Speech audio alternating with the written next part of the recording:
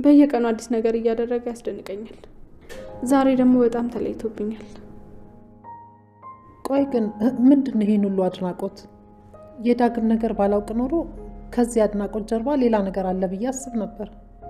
ምን ይኖራል ትይ? ሴት ልጅ ወንድ ልጅን ማድነቅ ከጀመረች ለዛ ሰው ቦታ እየሰጠች ነው ማለት ነው። እትዬ ምንድነው የምታወሪው?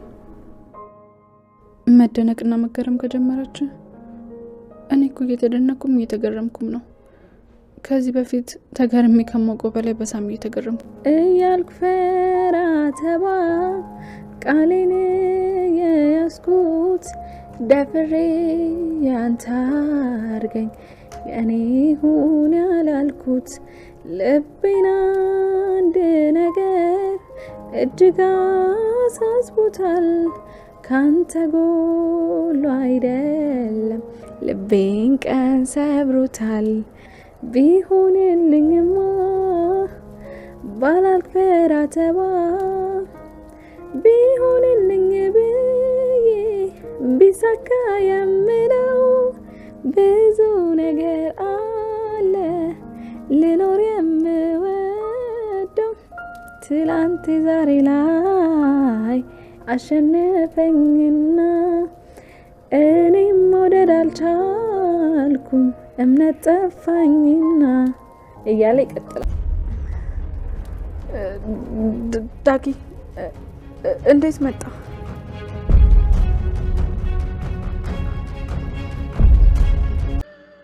መሄጃ የለኝም። ስለዚህ እዚሁ ልተኛ። ለሄድ ብለ ራሱ ማን ጋር እሄዳለሁ? የኔ የምላቸውን ሰዎች ሁሉ ራሴ ነኝ ክፉ ሆኜ እኔ ላይ እንዲጨክኑ ያደረኳቸው። ስለዚህ ይገባኛል። ይሄ ነው የኔ ዋጋ። ለጥፋቴ መክፈል አለብኝ። በጸጋ መቀበል አለብኝ።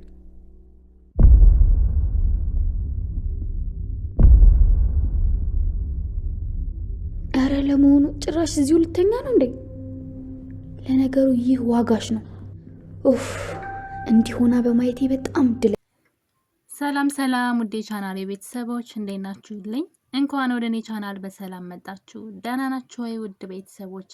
እንግዲህ በዛሬው በአደራ ድራማ በክፍል 73 ላይ አስገራሚ ነገሮችን እያየን እንገኛለን። እንግዲህ ከቅርብ ጊዜ ወዲህ ይዘቱን ቀይሮ የመጣው አደራ ድራማ በሚገርም ሁኔታ እንግዲህ እስከዛሬ ድረስ ሰዎች ህይወት ላይ ሲቀልዱ የነበሩ ሰዎች ዋጋቸውን የሚያገኙበት፣ ሲሰቃዩ የነበሩ ደግሞ ደስተኛ የሚሆኑበት ጊዜ መጥቷል ማለት ነው።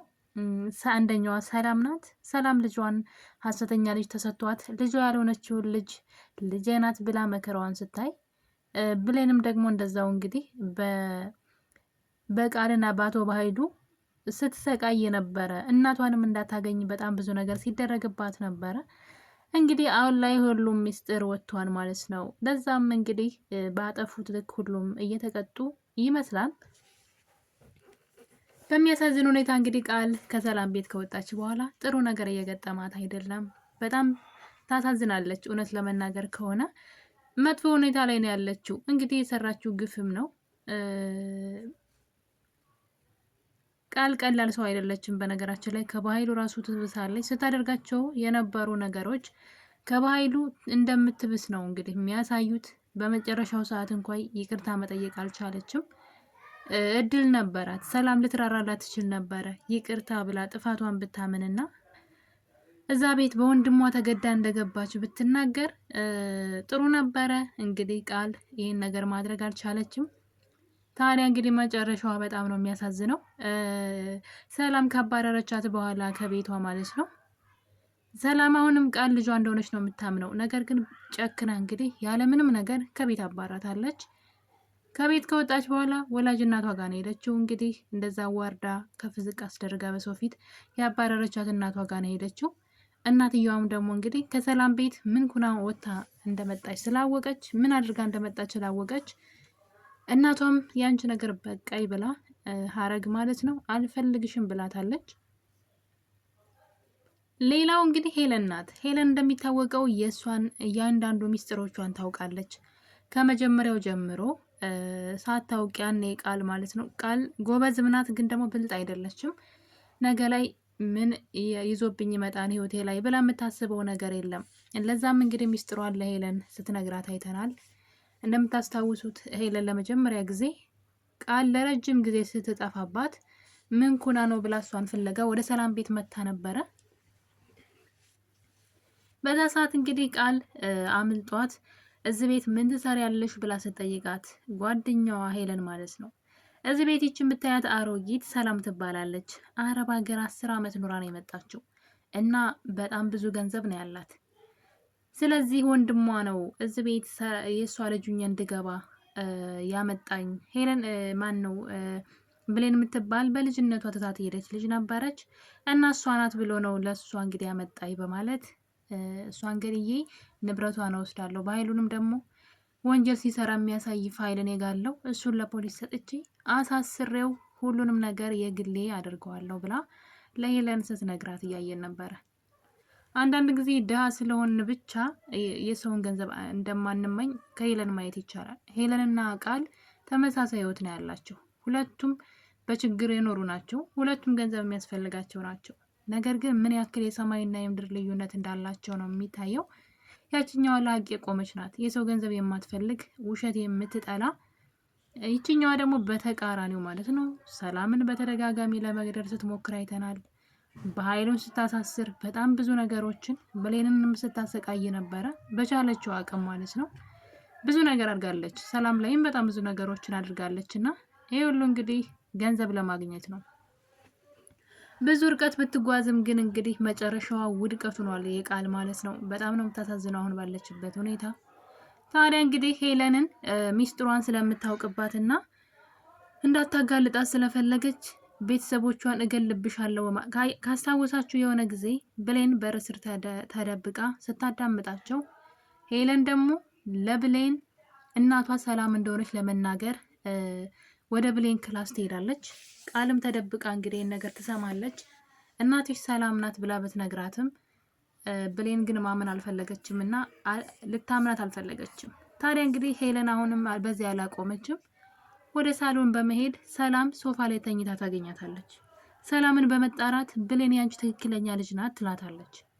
ነገር ግን ይህን ነገር ስታወራ ለብሌን ቃል ተደብቃ ሰምታት ስለነበረ አሁን መታ ለሰላም ልነግራት ትችላለች ብላ እንግዲህ ሂዳ ሶፋ ላይ የተኛችው ቃል ነበረች እና ይህን ሚስጥር እንግዲህ ለሰላም ልትነግርባት እንደሆነ ስታውቅ ነው ከባይሉ ጋር ሆና ቤተሰቦቿን የገዛ እናቷን ሳይቀር ማለት ነው እንገልብሻለን በማለት በማስፈራራት እዛ ቤት እንድትወጣ አድርገዋታል።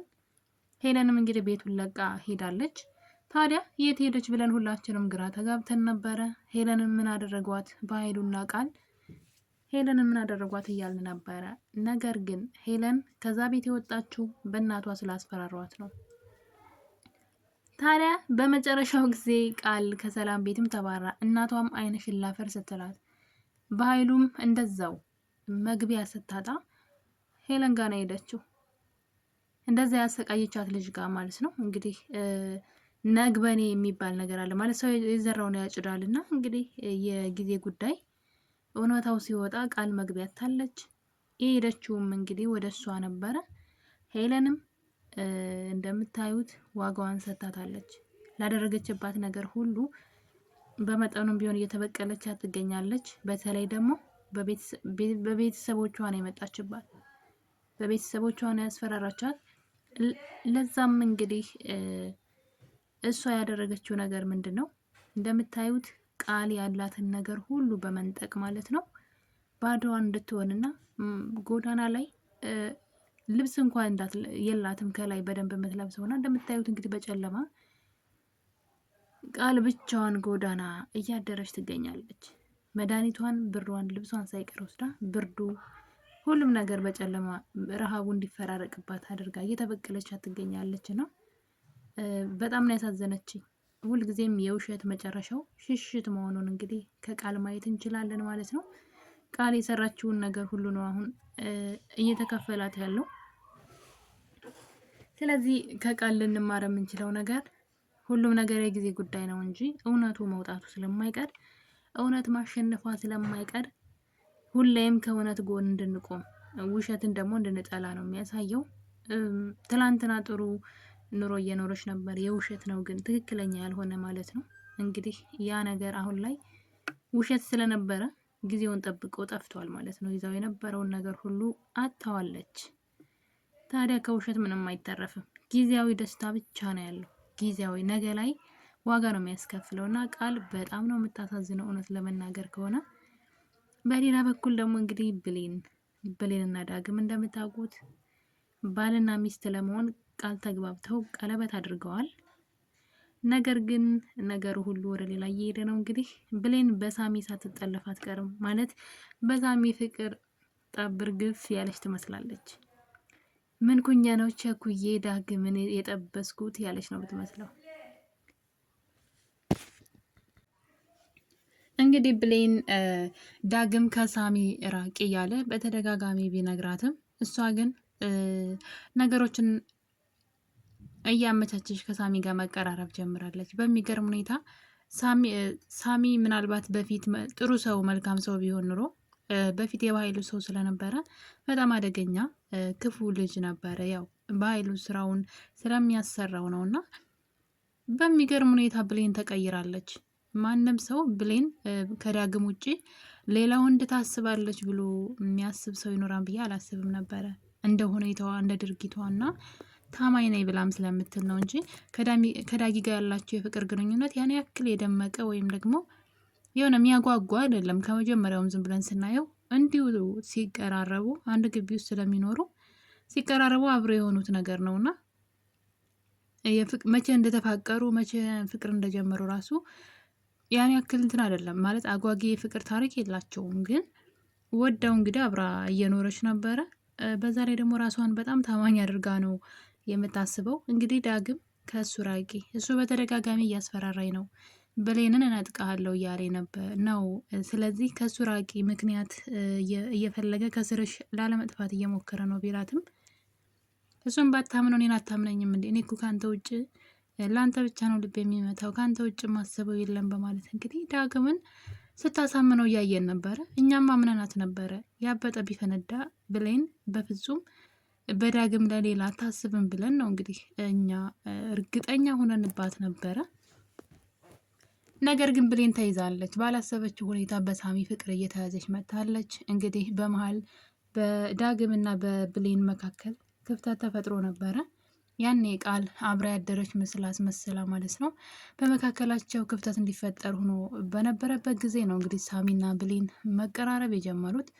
በእርግጥ ከዛ በፊትም በድብቅ ማንነቱን ሳይናገር ቸኮሌት ቤቷ ድረስ እያስላከላት ነበረ እና በስልክ ነበር የምታወራው። እንግዲህ ያኔ ክፍተቱን ተጠቅሞ ከእሷ ጋር ለመቀራረብ በጣም ብዙ ጥሩ ነበረ። በዛ ላይ ደግሞ በኃይሉ በእሷ ምክንያት ትልቅ ዋጋ አስከፍሎት ነበረ። አስሮ ሊገለው ነበረ። ብዙ ነገር እጁን ተሰብሮ ነበር። ብቻ ብዙ ነገር ሆኗል። እሱም እንግዲህ ለሰላም እውነቱን ስለተናገረ ነው። በዛ ላይ ለብሌን ደግሞ ትክክለኛ እናት ሰላም ናት ብሎ ተናግሮ ነበረ። ያኔ እንግዲህ ሁለቱ የሆነ የመቀራረብ ነገር ውስጥ ነበሩ። ከዛ በኋላ እንግዲህ ነገሮች ሲስተካከሉ ወይም ደግሞ ዳግም ትክክል እንደሆነ እንዳላጠፋ ስታውቅ የዛኑ ቀን ነበረ ማለት አስባበት አይደለም። ከሳሚ ጋር ራሱ ብዙ አልተራራቀችም እና ቀለበት እንዲያደርጉ ያደረገችው እናትየዋና ወይ ቀለበቱን ሳታደርግ ትንሽ አሰብ ብታደርግ ጥሩ ነበረ። ከዳግም ጋር ያላትን ግንኙነት አስባበት ብትገባ ጥሩ ነበር። ነገር ግን ብሌን እንደዛ አላደረገችም። እንግዲህ ሁሉም ነገር ፍጥን ብሎ ነው የሆነው። ታዲያ ቀለበቱን ካደረገች በኋላ በቃ የመጨረሻ ነው፣ ከዚህ በኋላ ብሌንና ዳግም አይለያዩም ብለን ነበረ። ነገር ግን እንደዛ እየሆነ አይደለም። እንግዲህ ሳሚ እዛ ቤት መሆን አለብኝ፣ ብሌንና ሰላምን መጠበቅ አለብኝ ከባህሉ ብሎ እዛ ቤት መኖር ጀምረዋል።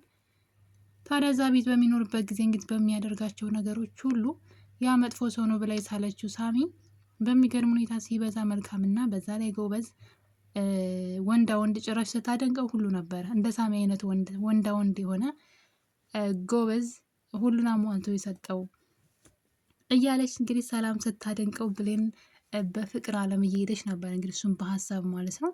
በዛ ላይ እንግዲህ ኪችን ውስጥ ምግብ ሲያበስል ተደብቃ ሁሉ ታየው ነበረ። ተደብቃ ካየችው በኋላ ይህን ነገር ለሰላም ነግራታለች። አቤት ሽንኩርት ሲከትፍ ብታዩ እኮ ሴትን ያስንቃል እና ኪችን ለሁሉም ነገር አዲስ አይደለም፣ ለስራውም ለምኑም እና እሱን ያገባች ሴት እድለኛ እንደሆነች ሰላም ስታወራ አዎ እያለች ስትደናንቅ ነበር። ታዲያ ሰላም ግራ ተጋባች፣ በብሌን ስሜት ማለት ነው። ብሌን ከዳግም ጋር ቀለበት ካሰረች በኋላ እና ዳግምን በጣም ወደዋለሁ የምትለው ብሌን ምን እየነካት ነው?